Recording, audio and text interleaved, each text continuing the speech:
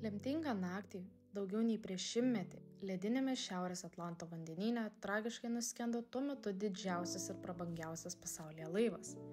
Titanikas turėjo būti žmogaus išradingumo simbolis, tačiau jis tapo sielvarto ir netekties simboliu, o jo istorija vis dar yra nepamirštama. Daugeliai Titaniko istorija nėra nauja ir turbūt yra tik vienetai žmonių Lietuvoje, kurie nieko negirdėjo apie šio laivo istoriją. Tačiau ši tragedija ir pakurstė vaikystėje mano susidomėjimą įvairiais žmonių kūriniais. Sveiki atvykę į mano kanalą, kuriame kalbu apie dalykus, kurie mane domina, ir šiandieną kalbėsiu apie Titaniko istoriją.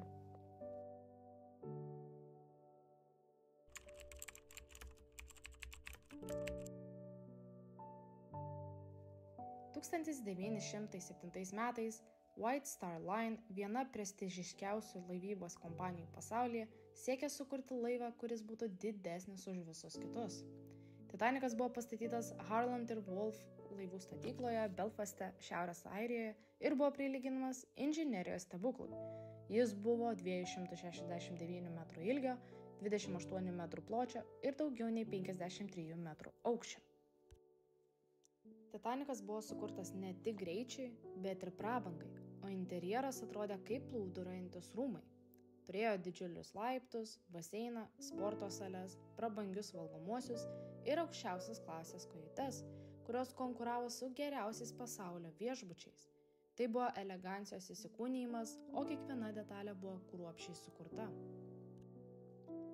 1912 metais, balandžio 10 dieną, Titanikas išvyko į savo pirmąją 5-7 dienų kelionę iš Southamptono į Niujorką. Balandžio 14 dieną jis keliavo per Šiaurės Atlanto vandenyną. Nepaisant įspėjimų apie ledkalnius, Titanikas plaukė dideliu, maždaug 22 mazgų greičiu. Visą dieną Titaniko pareigūnai gavo daugybę įspėjimų apie ledkalnius iš kitų netoli esančių laivų. Šie įspėjimai buvo perduoti laivo tiltui, tačiau dėl neaiškių priežasčių Titanikas ir toliau išlaikė greitą tempą. Daugelis mano, kad kapitonas Edvardas Smithas, kuris buvo patyręs ir labai gerbiamas, galimai pasitikėjo tvirtų laivo dizainu ir dėl to nesumažino greičio, nes nemanė, kad ledkalniai kelia didelę grėsmę. Maždaug be 20:12 nakties Titanikas atsitrenkė į didelį ledkalnį dešiniajame borte. Nors didelė ledkalnio dalis buvo iškilusi į išorę, tačiau didžiausią problemą iškėlė po vandeniu esanti dalis, kuri padarė daug žalos laivui. Kai Titaniko korpusas atsitrenkė į ledkalnį, dešinėje laivo pusėje atsirado daugybė pradurimų. Smūgis atvėrė 5 iš 16 vandeniui nelaidžių Titaniko skyrių. Kiekvienas skyrius buvo suprojektuotas taip, kad būtų užsandarytas potvynių atveju. Tačiau laivas buvo sukurtas taip, kad išliktų ant vandens, jei užsitvindytų ne daugiau kaip 4 skyriai. Užtvindžius 5, laivas buvo pasmerktas. Titanikas pradėjo lėtai skęsti, tačiau žala buvo katastrofiška ir nepataisoma. Iškart po susidūrimo laivo konstruktoriai ir pareigūnai suprato, kad Titanikas turi rimtų problemų. Potvyniai skyriuose pradėjo plisti, o vanduo netrukus sunaikino laivo galimybę išsilaikyti paviršiuje. Pirmos klasės keleiviai iš pradžių beveik nieko nežinojo, nes laivas gan tyliai atsitrenkė į ledkalnį be stipraus drebėjimo. Susidūrimas buvo labiau sklindantis metalo draskymo garsas, o daugelis keleivių manė, kad tai buvo nedidelis smūgis arba visai nieko. Tačiau pareigūnai greitai suprato situacijos rimtumą. Maždaug po 12:05 kapitonas Smithas ir įgula ėmėsi veiksmų, nors jos ribojo laive esančių gelbėjimosi valčių skaičius. Titanikas turėjo 20 gelbėjimosi valčių, kurios galėjo gabenti apie pusę laivo keleivių. Tai yra apie 1178 žmonės, bet tiek valčių tikrai neužteko visiems. Daugelis gelbėjimosi valčių taip pat nebuvo užpildytos iki galo, nes kai kurie keleiviai dvejojo įlipti, nežinodami situacijos rimtumo. Pirmosios gelbėjimosi valtys buvo nuleistos maždaug be 21. Nors laivas vis dar lėtai skendo, įgulos nariai bandė evakuoti kuo daugiau žmonių, tačiau prasidėjo panika.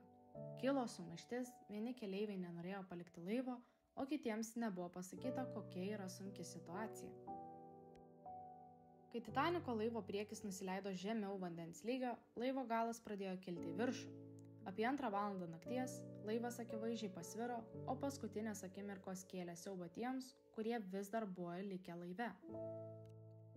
Maždaug po 2:10 Titaniko laivagalis buvo pakeltas stačiu kampu, o laivui pradėjus kilti per pusę, daug keleivių krito į stingdantį vandenį. Laivo galas iškilo trumpam, bet buvo aišku, kad Titanikas greitai nuskęs. Po 2:20 Titanikas lūžo į 2 dalis. Pirmiausiai į jūros dugną nuskendo priekinė laivo pusė, o po to laivagalis. Skilimas ir skendimas sukėlė smarkias bangas, o nuolaužos pasklido per visą vandenyną. Kai Titanikas nuskendo, vandenyne kilo chaosas. Tik 705 išgyvenusius išgelbėjo Karpače, kuris į įvykio vietą atvyko praėjus maždaug 2 valandoms po Titaniko nuskendimo. Jie nustatė, kad apie 1500 žmonių žuvo, daugelis jų nuo hipotermijos. Šiaurės Atlanto vandenyno temperatūra tą naktį buvo apie -2 laipsnius, todėl vandenyje esantys žmonės labai greitai pasidavė ir sušalo. Nukentėjo ir tie, kurie buvo gelbėjimosi valtyse, nes daugelis nežinojo, kur plaukti didžiuliame vandenyne. Tarp chaoso buvo ir herojų. Pavyzdžiui, įgulos nariai padėjo moteriams ir vaikams įlipti į gelbėjimosi valtis. Tačiau būta ir tragiškų akimirkų. Daugelis turtingesnių 1. klasės keleivių turėjo prieigą prie gelbėjimosi valčių, o 2. ir 3. klasės keleiviai užrakinti už vartų turėjo mažiau galimybių išgyventi. Pasirengimo tokiai katastrofai stoka ir gelbėjimosi valčių trūkumas yra viena iš priežasčių, kodėl Titaniko nuskendimas prisimenamas kaip didžiulė nelaimė. Daugelis vyrų, ypač 3. klasės, buvo palikti ir nepasiekė net valčių. Tikėjimas laivo nenuskendamumu paskatino daugybę klaidingų sprendimų, kurie buvo pražūtingi. Titaniko tragedija pakeitė saugos jūroje įstatymus, atsirado reikalavimai turėti daugiau gelbėjimosi valčių, patobulinti saugos pratimai ir sugriežtinti įspėjimai apie ledkalnius. Net ir žinant visus įrodymus, kad ledkalnis yra nuskendimo priežastis, buvo kalbų apie sąmokslą. Kai kurie manė, kad Titanikas buvo sukeistas su savo sese Olympic. Ši sąmokslo teorija remiasi idėja, kad Olympic remontas buvo toks brangus, jog laivų savininkai nusprendė sukeisti Olympic ir Titaniką, o tada tyčia nuskandinti sugadintą laivą ir gauti draudimo išmoką. Kiti turėjo tokias nerealistiškas teorijas, kaip kad laivas plaukdino mumiją, kuri prakeikė laivą ir nusiglemžė į dugną. Titaniko nuolaužos atradimas yra pati savaime įspūdinga istorija, pasižyminti technologinėmis naujovėmis ir atkaklumu tų, kurie buvo pasiryžę surasti dingusį laivą. Dešimtmečius po Titaniko nuskendimo 1912 metais tiksli nuolaužos vieta liko paslaptis. Manoma, kad laivas buvo kažkur Šiaurės Atlanto dugne, tačiau tikslios koordinatės buvo nežinomos. Ankstyvieji bandymai rasti Titaniką buvo bevaisiai, daugiausiai dėl vandenyno platybių ir gelmių, taip pat dėl technologijų galinčių atlikti tokias ambicingas paieškas trūkumo. Iki 1980-ųjų technologijų pažanga padarė giliavandenių tyrinėjimų galimybės labiau įmanomas. Tačiau užduotis vis tiek atrodė beveik neįmanoma dėl Titaniko vietos ir dėl to, kad laivas nuskendo beveik 4 km gylyje. 1985 metais Titaniko nuolaužas aptiko amerikiečių ir italų ekspedicijos komanda, kuriai vadovavo jūrų archeologas ir okeanografas Robertas Ballardas. Robertas ir jo komanda paieškai naudojo novatoriškų technologijų derinį, įskaitant sonaro, garso navigacijos ir nuotolinio nustatymo sistemas. Jie taip pat naudojo nuotoliniu būdu valdomą transporto priemonę Argo, kurioje buvo įrengtos povandeninės kameros, leidžiančios užfiksuoti laivo nuolaužą. Argo buvo labai svarbus, nes galėjo panerti pakankamai giliai, kad pasiektų Titaniko poilsio vietą. Pagrindinis Ballardo tikslas buvo ne tik surasti Titaniką, bet ir ištirti 2 branduolinių povandeninių laivų USS Scorpion ir USS Treasure nuolaužas, kurios buvo nuskendusios prieš daugelį metų. Jam buvo pavesta jų ieškoti vykdant slaptą karinę misiją, finansuojamą JAV karinio jūrų laivyno. Tačiau Ballardas taip pat buvo pasiryžęs surasti Titaniką, nes juo žavėjosi nuo pat jaunystės.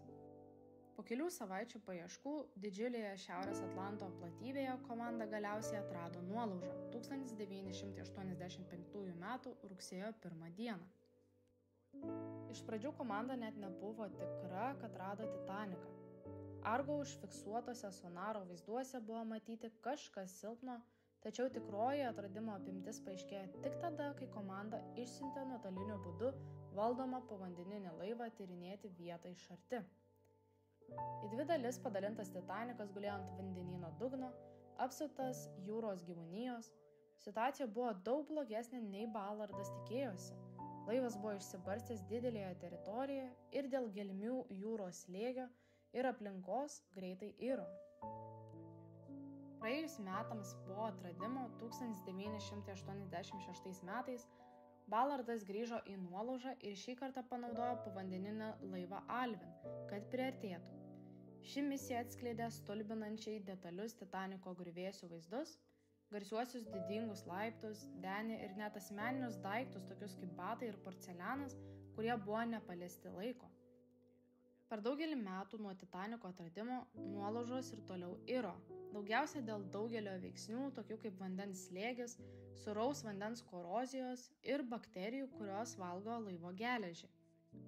Nuolaužų vietai pablogėjus, ekspertai pradėjo diskutuoti, kaip išsaugoti Titaniko liekanas ir apsaugoti nuo tolesnės gamtos žalos. Kelios ekspedicijos iš šios vietos pasiėmė artefaktus, pavyzdžiui, laivo korpuso gabalus, papuošalus ir asmeninius daiktus, kurie buvo eksponuojami muziejuose visame pasaulyje. Tačiau vis dar vyksta diskusijos, ar tai buvo etiška, nes ši vieta yra daugiau nei 1500 žmonių kapinės. Ir vis dėlto, kodėl negalima pakelti Titaniko? Nuolaužos yra labai giliai, kur vandens slėgis yra labai didelis. Dėl to bet koks bandymas fiziškai pakelti Titaniką yra technologiškai neįmanomas. Per daugiau nei šimtmetį šaltas ir sūrus vanduo pakeitė plieninį korpusą, jis pradėjo irti ir susilpnėjo. Titanikas nebėra tvirta ir stabili struktūra, todėl bandyti ją pakelti yra pernelyg rizikinga. Net jeigu ir būtų techniškai įmanoma, Titaniko pakelimas kainuotų milijardus $. Toks iššūkis yra didžiulis ir manoma, kad bandymas jį pakelti tik sunaikins tai, kas liko iš laivo. Titaniko nuolauža taip pat laikoma kapo vieta. Daugelis žmonių mano, kad nuolaužos trikdymas gali būti nepagarba daugiau nei 1500 prarastų gyvybių. Vietos, kurioje jie yra išsaugojamas, dažnai laikomas pagarbiausiu būdu pagerbti aukas. Taip pat laivas yra įtrauktas į 2001 metų UNESCO konvenciją dėl povandeninio kultūros paveldo apsaugos.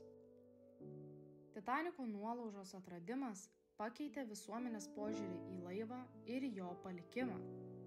Tragedija atkreipė dėmesį į jūrų saugumo svarbą, o laivas tebėra tyrinėjamas. Nuolaužos tapo žmogaus ambicijų, tragedijos ir laiko tėkmės simboliu.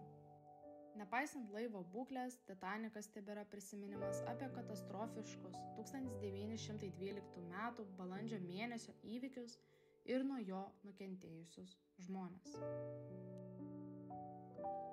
Ačiū visiems, kad žiūrėjote. Gražios jums dienos ir iki kito susitikimo.